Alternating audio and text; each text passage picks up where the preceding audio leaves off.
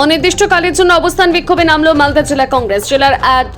জেলার অ্যাডজুডিকেশন 8,28,080 জন ভোটারকে নিযুক্ত করতে হবে।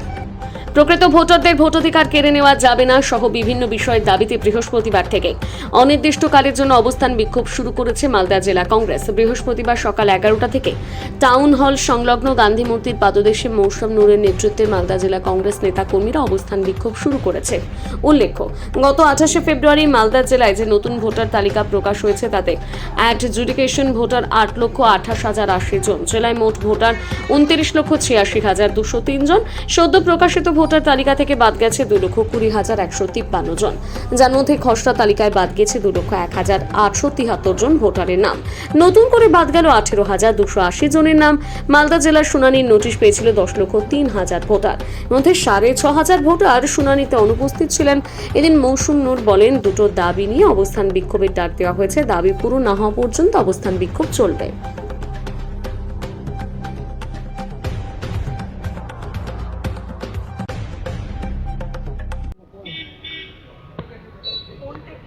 বলে আজ কেন এটা কি কারণে এবং কতদিন চলবে?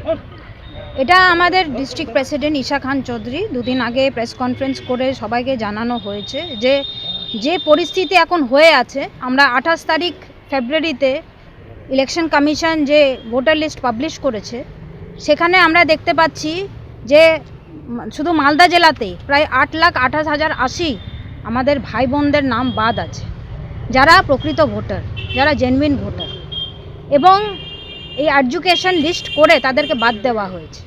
তো আমরা সেই দিনই ঘোষণা করেছিলাম যে সামনে যে নির্বাচন 2026-এর নির্বাচন, সেটাকে কেন্দ্র করে একটা strategy election commission BJP Trinamool নিয়েছে, যে আমাদের মধ্যে বিভাজন করে পোলারাইজেশন করে তারা ভোটে নামতে চাইছে। ঠিক এনআরসির পরিস্থিতি 2021 সালে যেটা ক্রিয়েট করা হয়েছিল, ঠিক একইভাবে আমাদের দাবি যে যতদিন প্রকৃত ভোটার, জেনুইন ভোটার, তাদেরকে এই এডুকেটেড লিস্ট নাম করে যে বাদ দেওয়া হয়েছে, তাদেরকে ভোটার লিস্টে যতদিন অ্যাড না করা হয় আমাদের আন্দোলন চলবে। আমরা অবস্থান বিক্ষোভ আজ থেকে মালদা জেলা কংগ্রেস শুরু করলাম এবং অনির্দিষ্টকাল অবধি আমাদের চলবে। যতদিন ভোটারদেরকে এডুকেটেড লিস্ট থেকে ভোটার লিস্টে যতদিন অ্যাড না করা হয় ততদিন আমাদের আন্দোলন চলবে। এবং আমাদের পাশে একজন আমাদের এক্স এমএলএ মুত্তাকিন আলম, জিয়াউর রহমান, এক্স জেলা পরিষদের উনি ক্যান্ডিডেট ছিলেন আমাদের। এরকম আমাদের প্রচুর লিডারশিপ আছেন এবং সাধারণ মানুষ, সাধারণ কর্মী, খেটে খাওয়া মানুষ, নিরীহ মানুষ, তাদের নাম এই এডুকেটেড লিস্টে করে দেওয়া হয়েছে। এবং তারা, আমরা দেখেছিও, তারা হিয়ারিং অ্যাটেন্ড করেছিলেন, বারবার করে ওনাদেরকে হিয়ারিংয়ে ডাকা হয়েছিল, অথচ ওদেরকে বাদ দেওয়া হয়েছে।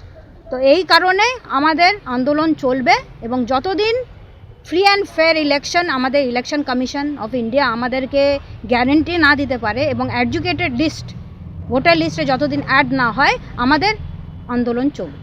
এই যে আপনি তো অনেকদিন ধরে ইলেকশনে রয়েছেন, এই ভোটার লিস্টের নাম করে এত লোকে বাদ দেওয়া, এটা কি অতীতে ঘটেছে? এটা কখনোই ঘটেনি। 2002 সালেও আমরা শুনেছি, এর আগেও আমরা শুনেছি, অনেক বছর ধরে এসআইআর চলছে, কখনো এরকম গণ্ডগোল হয়নি। এর পাশের আমাদের বিহারে স্টেট ইলেকশন হলো, সেখানে এসআইআরও হয়েছে, কিন্তু লজিক্যাল ডিসক্রিপেন্সির নাম করে মানুষকে হয়রানি করা হয়নি। এবার হঠাৎ করে পশ্চিমবঙ্গকে এত, সাধারণ মানুষকে এত হয়রানি কেন করা হচ্ছে, এটাই আমাদের প্রশ্ন। এবং এরা হচ্ছে আমাদের এখানকার ইন্ডিয়ান সিটিজেন, দীর্ঘদিন ধরে তারা এখানে বসবাস করছে। তো আমাদের সিটিজেনকে, ভারতবর্ষের নাগরিকদেরকে যদি এইভাবে অত্যাচার করা হয়, হয়রানি করা হয়, তারা আমরা কাদের কাছে যাব, কাদেরকে প্রশ্ন করব? এটার রেসপন্সিবিলিটি, অ্যাকাউন্টেবিলিটি কে নেবে? এটা আমাদের প্রশ্ন। এটা কারণটা কি মনে হচ্ছে? এটার কারণ একটাই, যে সামনে 2026-এর বিধানসভা নির্বাচন, এবং বিধানসভা নির্বাচনে মানুষকে এমন একটা পরিস্থিতিতে ফেলে দেওয়া যাতে মানুষ ভয় পেয়ে, আতঙ্কিত হয়ে যাতে ভোটটা দেয়, এবং ভোট পোলারাইজেশন যাতে হয়ে যায়, বিভাজন যাতে হয়ে যায়। এবং আমরা দেখতে পাচ্ছি যে মালদা জেলায় এবং অন্যান্য জায়গাতেও, মুর্শিদাবাদ, মালদা, অনেক জায়গায় দেখতে পাচ্ছি 70% মাইনরিটিদেরকে বাদ দেওয়া হয়েছে এবং 30% আমাদের হিন্দু ভাইদেরকে বাদ দেওয়া হয়েছে। আমাদের মধ্যে যাতে একটা বিভাজন সৃষ্টি হয় এবং মানুষ যাতে পোলারাইজড হয়ে ভোটটা দেয়। দায়ী কে? কিন্তু আমাদের কংগ্রেস এটার জন্য লড়াই করবে। আমরা একটা সেকুলার দল, আমরা জানি যে আমাদের দেশ, আমাদের রাজ্য, বিশেষ করে বেঙ্গল একটা সেকুলার স্টেট। তো আমরা আমাদের ইউনিটির জন্য লড়াই করছি এবং আমরা চাই যে প্রকৃত ভোটার যাতে এডুকেশন লিস্ট থেকে সরে গিয়ে তারা নর্মাল লিস্টে, ভোটার লিস্টে যাতে অ্যাড হয়। এবং এটার পুরোপুরি দায়ী ইলেকশন কমিশন, এখানে তৃণমূল, বিজেপি, তাদের সবারই একটা সাজিশ আছে, একটা স্ট্র্যাটেজি ঠিক করেছে যে মানুষের মধ্যে বিভাজন করে তারা ভোটে যেতে চাইছে।